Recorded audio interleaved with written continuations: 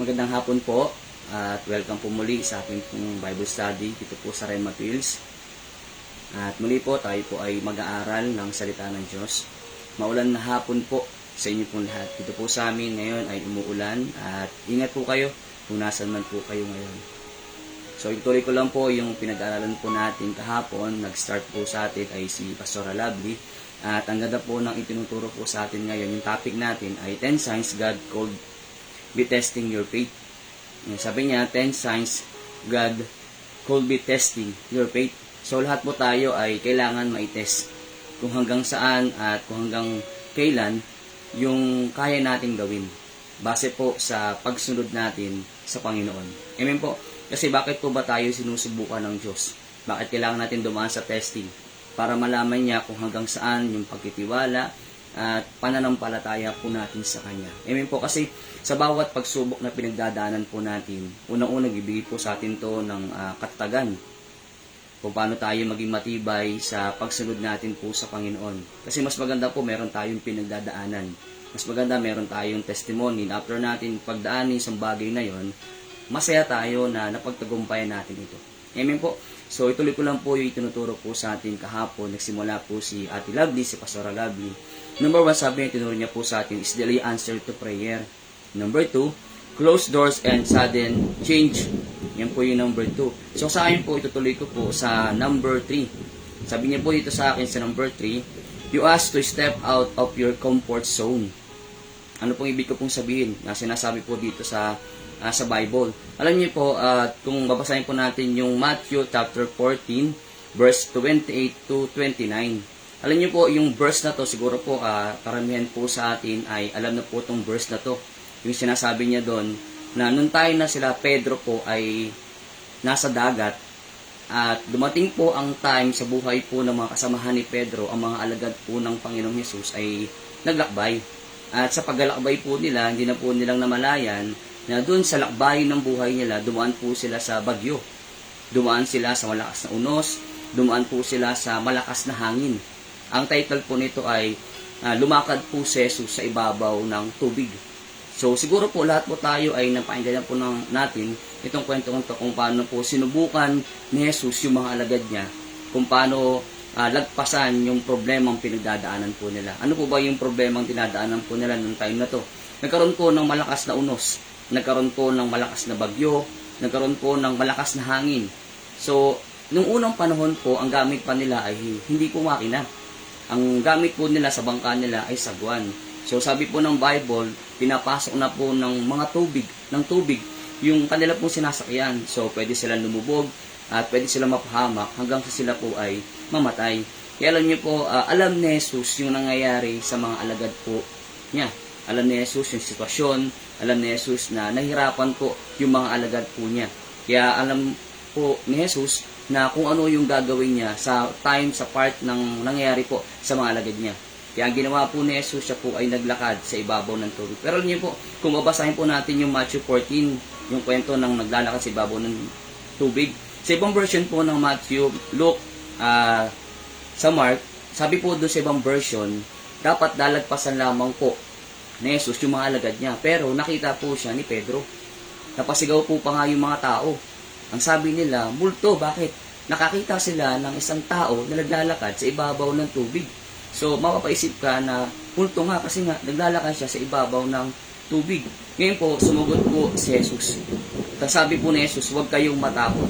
Ako ito. Yan po ang reply ni Jesus sa mga alagad niya. Ngayon po, ito pong si Pedro ay naninigurado kung ito po ba talaga ay si Jesus na kanyang guro, na kanyang Panginoon. At alam niyo po, ang sabi po ni Pedro kay Jesus, Panginoon, kung kayo po yan, palakarin niyo po ako sa ibabaw ng tubig. Tingnan niyo po yung attitude ni Pedro. Nandun yung tiwala niya na kaya niya makalakad sa ibabaw ng tubig. Nandun yung faith niya na kaya niya gawing imposible yung mga bagay na imposible. Gayang gawin yung posible sa mga bagay na imposible. At alam niyo po, kung nandun po kayo sa kwento ng part na yon, si Pedro po ay nakalakad sa ibabaw ng tubig. Amen? Nakalakad po siya sa ibabaw ng tubig. Himalan nangyari po yun kay Pedro. Dahilan sa sinabi ni Jesus, sige Pedro, pumunta ka rito. Nandun agad yung tiwala ni Pedro sa sinabi ni Jesus, halika, pumunta ka rito. Hindi siya nagdalawang isip na baka lumubog ako, baka mawala ako, baka mamatay ako sa agos ng alon, sa lakas ng hangin, kasi malakas yung bagyo. Pero alam niyo po, nandun yung tiwala ni Pedro, sinabi ni Jesus na pumarito ka. At alam niyo po, nagsimula po si Pedro na tumapak sa tubig. Himala po na nangyari po, na si Pedro po ay nakalakad. Nakalakad siya sa ibabaw ng tubig. Pero ang nakakalungkot isipin po dito, nandun na si Pedro sa kalagitnaan. Nandun yung test sa kanya ng Diyos. Na kahit may unos, may bagyo, nandun yung faith niya makayahan niya na kaya niyang pumunta kay Jesus. Na kahit mahirap yung sitwasyon yung paligid niya, na kahit bumabagyo, kaya niya makarating kay Jesus. Kasi nandun yung tiwala niya, yung painiwala niya, dun sa kilala niya. Po, kaya dapat po sa atin dito, kilala po natin ng lubusan si Jesus, na kahit anuman po yung pagdaanan po natin sa buhay, sabi niya, magiging malakas ka, magiging matapang ka. Po, tala niyo po, nandun siya sa comfort zone dun sa bangka na yon. Kaya nilang makaalis sa sitwasyon na yon. Pero, nagpunta siya sa isang lugar na mahirap yung sitwasyon na kailangan niya pagdaanan, kailangan niya itong malagpasan. Tala niyo po, nung time na to, umalis siya dun sa comfort zone niya dun sa bangka. Nagpunta siya kay Jesus na kahit mahirap, kahit na maraming unos ang darating sa kanya. At isa pa, tingin niyo po, wala siyang anumang gagawin, kundi maglalakad lang. Tingin niyo mo yung faith ni Pedro. Napaka-imposibleng mangyari, pero hindi yung painiwala niya na kaya makalakad sa ibabaw ng tubig. At alam niyo po, nandun na sa part ng kalagitnaan na po si Pedro, siya po ay nawala ng focus kay Jesus. Nawalan siya ng paningin kay Jesus. Hindi niya tinignan si Jesus. Nawala yung paningin niya kay Jesus. At alam niyo po, unti-unti po siyang lumubog. Dahil sa nag-focus siya dun sa sitwasyon na mahirap. Dun sa sitwasyon ng problema, puro pagsubok, yung kanyang pinagdaanan. At alam niyo po, siya po ay lumubog. Unti-unti siyang lumubog. Siya po ay nalunod. Si Pedro po ay mangingisda. Pero kahit sabihin natin ikaw ay marunong maglangoy, pag ikaw ay dumating na sa part na yung alon ay umaagos, malakas na yung bagyo, mahirapan po siyang maglangoy. Kaya alam niyo po, ang ginawa po ni Pedro, hindi po siya nagdalawang isip na sumigaw. At hininga niya ng tulong ay si Jesus. Hindi siya umasa sa sariling kakayahan niya na mahirap na yung sitwasyon. Hindi siya umasa sa galing niya, sa talino niya, sa kakayahan niya, meron siya. Kundi umasa siya kay Jesus. At alam niyo po, sa buhay po natin, ititest ng Diyos yung faith natin kapag nawala tayo dun sa comfort zone natin. Minsan kailangan natin lumabas. Kailangan natin ma-excel yung sarili po natin sa ministry. Kailangan makita sa atin ng Diyos na hindi lang yung tagapagpakanta ka, tagapakinig ka ng salita ng Diyos. Kailangan ma-excel yung sarili mo sa ministry na ibinibigay mo sa Panginoon. Kasi alam niyo po, hindi matetest ang faith mo, hindi matetest yung pagtitiwala mo sa Panginoon. Kung ikaw ay nasa comfort zone, nandun ka lang sa magaan yung paglilingkod mo, dapat makita ng Diyos sa'yo na kaya mo ring masaktan, kaya mong mahirapan sa pagsunod mo sa Panginoon. Kasi alam niyo po, mas nagiging matapang ka, mas nagiging matatag ka, mas dumalakas yung faith mo sa Panginoon kapag ikaw ay nakadaan ka sa mga pagsubok o sa mga test and trial ng binigay ng Diyos sa'yo na nakakaya mo. Kasi magiging mahina ka kung ikaw ay nasa comfort zone na nasanay ka na nandiyan ka sa isang lugar, nasanay ka na ikaw ay nakikinig na lang, nasanay ka na ikaw ay tumutugtog na lang, hindi ka nakapaglingkod ng dapat i-excel natin sarili po natin sa ministry. Amen po. Kasi mas magpapalain pa tayo ng Diyos kapag nakita pa ng Diyos sa atin yung magagawa pa natin dun sa ministry na binigay po sa atin ng Diyos. Alam ko po, lahat po tayo ay may pagkukulang, lahat tayo ay may pagkukulang sa Lord o meron tayong ugali na alam mo hindi ito ang gustuhan ng Diyos. Pero ito nga gustong ayusin at gustong baguhin pa ng Diyos. Kaya nga, may mga tao sa atin na inilaan para magbigay po sa atin ng paalala, para ma-encourage po tayo. Amen po. Ulitin ko po sa inyo, may time na kailangan mong lumabas dun sa comfort zone. Patulad po ni Pedro, lumabas siya dun sa comfort zone niya dun sa bangka. Oo, may mga bagyo, may mga dumarating na struggle sa kanya. Pero kaya nilang isagwan yung bangka. Kaya nila Kasi sama-sama sila pero minsan kailangan mo rin umalis doon para mas makilala mo, mas magkaroon ka pa ng malalim na kaugnayan kay Jesus. Amen po, tingin niyo po yung faith ni Pedro. Dahil lang sa umalis siya sa part na yun, nandun yung faith niya sa Lord na, hindi, kaya kong makalakad sa ibabaw ng tubig. Pero dumating yung distraction sa buhay niya. Sinubok agad siya at siya po ay lumubog. Lumubog siya sa mga pinagdaanan ng buhay niya, pero humingi siya ng tulong sa Diyos. Mga kapatid, sa time naman po na tayo po ay umalis sa comfort zone natin at lumakad tayo dun sa pinagagawa po sa atin ng Diyos. Kasi mga kapatid, alam natin kung ano yung kalooban ng Diyos sa atin. Alam natin kung ano yung plano ng Diyos. Huwag na tayong maging matigas ang ulo sa mga part na to sa buhay po natin. Yung iba po sa atin dito matatagal na, alam mo may calling ka, alam mo may pagkatawag ka ng Diyos. Umalis ka sa part na alam mo hindi ka lalago, na hindi ka aabante. Mga kapatid, kapag dumating yung time mabante ka at dumaan ka man sa test ng pagsubok ng buhay natin, hindi ka naman pabayaan ng Diyos. Ito na nangyari po kay Pedro. Humingi siya ng tulong sa Panginoon at agad siyang inabot ng Diyos. Amen po. So yun po yung number 3. Sabi niya, you have to step out of your comfort zone. So kailangan umalis tayo dun sa comfort zone natin. Makita sa atin ng Diyos na kaya natin sumunod kahit mahirap na. Amen po. So sa number 4, sabi niya po dito, you feel spiritually dry.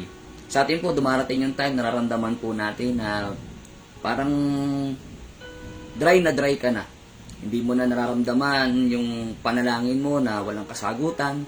Hindi mo na nararamdaman na kumikilos ang Diyos sa buhay mo. Dumarating po sa time natin po yun. Pero alam niyo po mga kapatid, lahat ng nangyayari po sa atin ay laging may dahilan ng Diyos. Kung kilala po natin si Job, alam natin marami siyang pinagdaanan sa buhay. Amen po. At alam niyo po, ang mga pinagdaanan po ni Job ay napakahirap. Pero nakita pa rin po natin yung katapatan niya sa Panginoon. Na kahit anong hirap ng pagdaanan po niya. Kahit minsan, mapapansin mo, narinig pa ba ako ng Diyos? Nararamdaman ko pa ba? Parang hindi ko na nararamdaman ng Diyos. Darating po sa point ng buhay natin, katulad, darating sa point ng buhay natin po na tayo po ay manlalamig. Manghihina po tayo.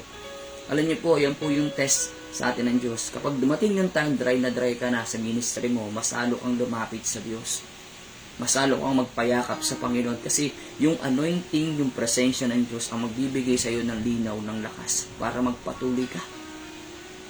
Amen po. Kaya nga sabi niya dito po sa Awit 22 verse 1, sabi niya dito, O Diyos ko, bakit mo ako pinabayaan? Ito po yung sa number 4. Sumisigaw ako ng saklolo, ngunit hindi mo ako tinutulungan. May time na kailangan, kailangan maging matibay ka. Kailangan maging matatag ka. May ilan mga tao yung mga sasabihin sa'yo, minsan hindi totoo. May mga tao na imbis na maka-encourage, may time na i-discourage ka. At alam niyo po mga kapatid, sa buhay po natin, maraming bulong man ang kaaway, pero isipin mo pa rin, alalahanin mo pa rin, na mas maganda yung sinasabi ng Diyos sa atin. Kasi ang kaaway, guguluhin ka niyan eh. Guguluhin ka hanggang sa mawala ka sa focus sa Panginoon. Guguluhin ka ng kaaway hanggang sa mawala ka sa ministry, bumagsak ka, hanggang sa hindi ka na makabangon. Mga kapatid, marami po sa character sa Bible na bumagsak. Pero hindi sila nanatiling bumagsak. Nagpatuloy at ang hangarin nila ay masalo pa nilang paglingkuran ng Diyos. Kung kalala po natin sa Elijah, dumating sa point ng buhay niya, Lord, parang ayaw ko na. Pwede ba mawala na ako, mamatay na ako? Yan ang sabi niya sa Panginoon. Bakit? Tinutugis siya, tinuhuli siya para patayin. Nagtatago siya. Mapapaisip ka, bakit? Ikaw ang Diyos ko, bakit kailangan kong magtago? Ikaw ang Diyos ko, bakit kailangan kong mahirapan ng ganito? Di ba sabi mo, sasakluluhan mo ko, tutulungan mo ko, ayusin mo yung pamilya ko, ayusin mo yung lahat ng magulong sitwasyon ng buhay ko. Pero bakit ito ang nangyayari sa akin? Mga kapatid, ulitin ko po, lahat ng bagay na nangyayari po sa atin, may dahilan ang Diyos. At tingnan mo lagi ang dulo ng dahilan na yon. Yung dulo ng dahilan ng Diyos kung bakit ka dumadaan dito. At sabi mo na lang, salamat Panginoon, buti na lang dumaan ako dito. Kasi ang kalaki po ng pagsunod sa Panginoon ay pagpapala. At ang sabi ng Biblia, ang pag-uusig at ang kawalan gutong kamatayan ay panandalian lamang. Lahat ng bagay nangyari sa buhay natin, panandalian lamang. Lagi mong isipin yung purpose ng Diyos kung bakit ka dumadaan dito. Isipin po natin yung mga dinaanan po ng Panginoong Yesus. Marami siyang dinaanan, marami siyang pagsubok na pinagdaanan hanggang kamatayan na gawa niya. Kaya mga kapatid, sa buhay natin, yung faith itetest ng Diyos lahat ng faith na meron po tayo. Kaya kailangan makita po sa atin ng Diyos na kahit ano man po ang mangyari, pag-stay ka, magtitiwala ka. Kung alam natin yung verse ng awit 91, ang awit ng pagtitiwala sa Panginoon, lubusan tayong magtiwala sa Diyos. Yung kakayahan ng Panginoon, isalan niyo po ulitin ko po sa inyo, may dahilan ng Diyos kung bakit dumarating yung testing sa buhay po natin. Diba? Sa mga simbahan, dumarating yung time ng shaking, dumarating yung time na sino ang mag-i-stay, sino ang hindi. So, dapat ang titingnan natin ay si Jesus. Ulitin ko, kung nararamdaman po natin to, you feel spiritually dry. Nararamdaman natin na parang spirit ako, parang ang layo na sa Panginoon. It's time to pray, it's time to fast. It's time na makipag-usap ka sa Panginoon. Kasi lahat naman po tayo, kilala po natin ng mga sarili po natin. Alam mo sarili mo kung hindi ka na okay, kung hindi ka na ayos, and magpaayos tayo. Pakorek tayo at ayusin natin dapat yung mga bagay na dapat nating ayusin. Amen po mga kapatid. So yun lang po gusto ko pong i-share po sa inyo. Ulitin ko po sa inyo. Lahat po tayo ay daraan sa testing. Pero kailangan makita sa atin ng Diyos na tayo po ay matapat at lubos tayo magtitiwala hanggang huli. Amen po. So sige po, pray po tayo. Panginoon, marami pong salamat sa oras na to sa aming pong Bible study. Dalangin namin na patuloy po kami kausapin pa, katagpuin. At Lord, ano naman yung pangailangan ng mga kasamahan ko maging sa buhay ng bawat sa puso namin nandito ngayon, ay ikaw, O Diyos, ang magbigay sa amin ito. Salamat, Panginoon, sa mga itinuturo mo sa amin. Kaya mo, O Diyos, na lubusan kami na magtiwala sa iyo. Ano man, Lord, yung mangyari.